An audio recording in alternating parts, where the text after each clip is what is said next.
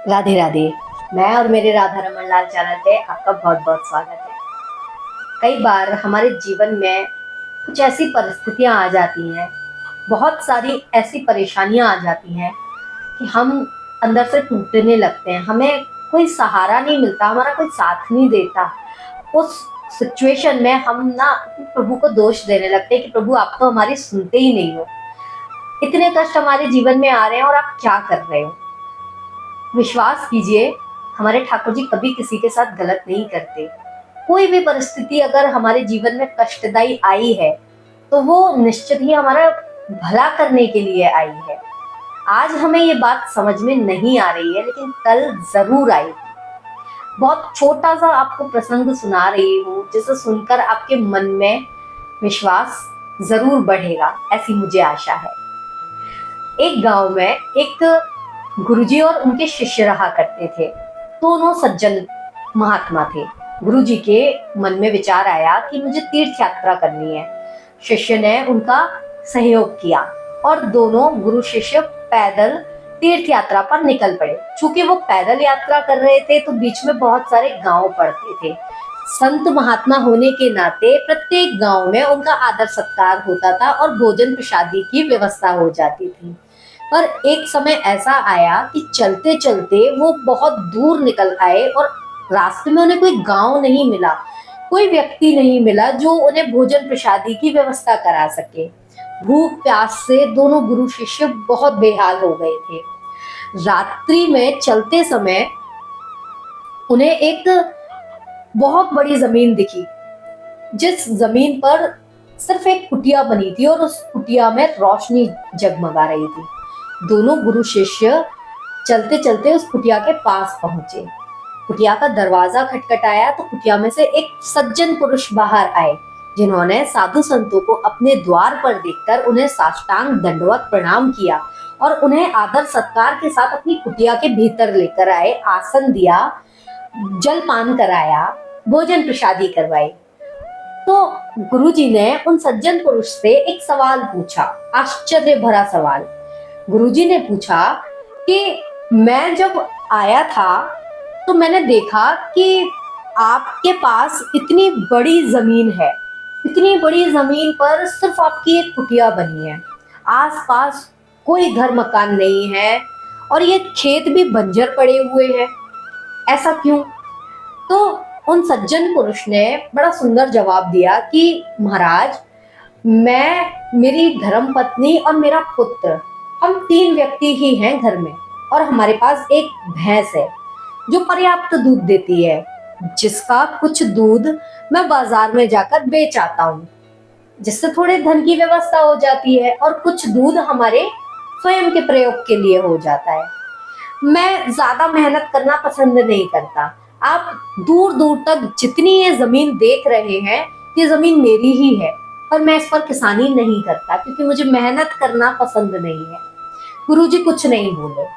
गुरुजी ने चुपचाप अपना सामान उठाया और आज्ञा लेने लगे उस सज्जन पुरुष से जाने की। सज्जन पुरुष ने कहा कि महाराज, रात्रि बहुत हो गई है, आज रात्रि आप यहीं पर विश्राम कीजिए, कल भोर होते ही चले जाइएगा। गुरुजी ने उसका कहना मान लिया। दोनों गुरु शिष्य विश्राम करने लगे। उस सज्जन पुरुष ने अपना जो बिस्तर था वो गुरु और शिष्य को दे दिया और स्वयं पत्नी बच्चे सहित जमीन पर आसन बिछाकर, चटाई बिछाकर सो गए। अर्धरात्रि में गुरुजी ने शिष्य को उठाया, कहा कि चलो हमें चलना है और आवाज मत करना बिल्कुल भी। गुरु शिष्य दबे पांव कुटिया के बाहर निकले। अब गुरुजी ने जो उसकी आंगन में भैंस बंधी हुई थी ना, वो खोल ली और कहा अपने शिष्य से कि इसे चुपचाप ले चलो। अब शिष्य को ये बात अच्छी नहीं लगी। शिष्य ने अपने गुरुजी का इस बात का विरोध किया कि एक भैंस ही तो है उसके पास जीवन यापन करने के लिए, हम उसकी ये भैंस भी ले जाएंगे तो वो बेचारा क्या करेगा।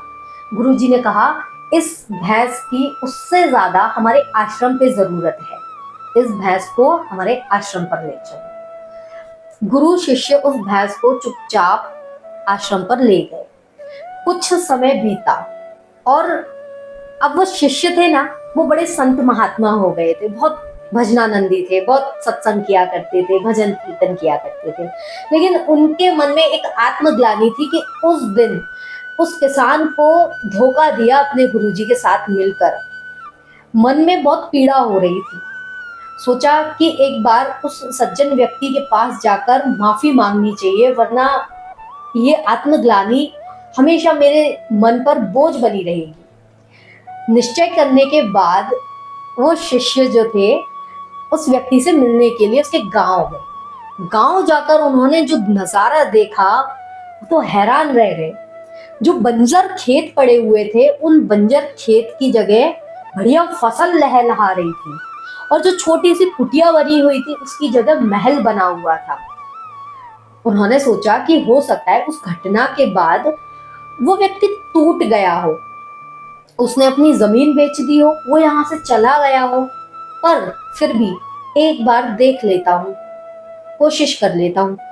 वो शिष्य महाराज उस महल के दरवाजे पर पहुंचे। उन्होंने दरवाजा खटखटाया, देखा कि वही सज्जन पुरुष दरवाजा खोलकर बाहर आए हैं, और उन्होंने उन संत महात्मा को पहचान लिया और वापस से दंडवत प्रणाम किया। तो उन शिष्य महाराज जी ने कहा कि क्या आपने मुझे पहचान लिया? उन्होंने कहा, हाँ, मैं आपको कैसे भूल सकता हूँ। आप अपने गुरुजी के साथ उस रात्रि आए थे ना हमारे घर, और आपके गुरुजी की जो मैंने सेवा करी थी उस रात्रि, उसी का तो फल ईश्वर ने मुझे दिया है। उन्होंने कहा, वो कैसे? तो उन्होंने कहा कि जिस रात आप यहाँ से चले गए ना, उसके बाद पता नहीं कौन मेरी भैंस खोल कर ले गया। उस सज्जन व्यक्ति को नहीं पता था कि गुरु और शिष्य ही उनकी भैंस खोल कर ले गए, तो इसलिए उन्होंने कहा कि पता नहीं कौन आपके जाने के बाद मेरी भैंस खोल कर ले गया। अब मैं बहुत परेशान हो गया कि अब मैं क्या करूं। फिर मुझे ख्याल आया कि प्रभु ने मुझे इतनी संपत्ति दी है, इतनी बड़ी जमीन दी है, क्यों ना मैं इस पर मेहनत करूं। और मैंने दिन रात मेहनत करी। कुछ समय लगा, लेकिन कुछ समय के बाद मेरी मेहनत रंग लाई, और आज आप मेरी मेहनत का परिणाम देख सकते हैं, और ये सब आपके और आपके गुरुजी के आशीर्वाद से ही हुए। उस दिन उन शिष्य को समझ में आया कि जो गुरुदेव ने किया वो गलत नहीं किया था, वो इसकी भलाई के लिए किया था। यदि गुरुदेव इसकी भैंस चुरा के नहीं लेके जाते, खोलकर नहीं लेके जाते, तो ये व्यक्ति थोड़े से ही खुशियों में खुश रह लेता और मेहनत ही नहीं करता, क्योंकि इसके पास सब कुछ था। प्रभु ने इसे मौके दिए थे। प्रभु हमें भी मौके देते हैं, पर कभी कभी हम आलस खा जाते हैं, हम मेहनत नहीं करते कि हमें जो मिल रहा है उसी में संतुष्ट हो जाते हैं। हमारे पास जो है उसमें संतुष्ट रहिए, लेकिन हमें उन्नति के लिए, अपनी उन्नति के लिए स्वयं कार्य करने पड़ेंगे। प्रभु हमें बहुत मौके देते हैं। तो इसी तरह हमारे जीवन में यदि ज्यादा कष्ट आ रहे हैं ना, तो किसी ने बहुत सुंदर बात कही है कि यदि आपके जीवन में बहुत ज्यादा कष्ट आ रहे हैं और आप अपने प्रभु के प्रति पूर्ण समर्पित हैं, दृढ़ विश्वास है आपको अपने प्रभु के प्रति, तो विश्वास रखिए, आपका वक्त बदलने वाला है, आपका अच्छा समय आने वाला है। तो बस हरि का चिंतन कीजिए, हरि सब संभाल लेंगे। बस प्रभु का खूब नाम जपिए। तो प्रेम से कहिए, राधा रमन लाल जी की जय हो।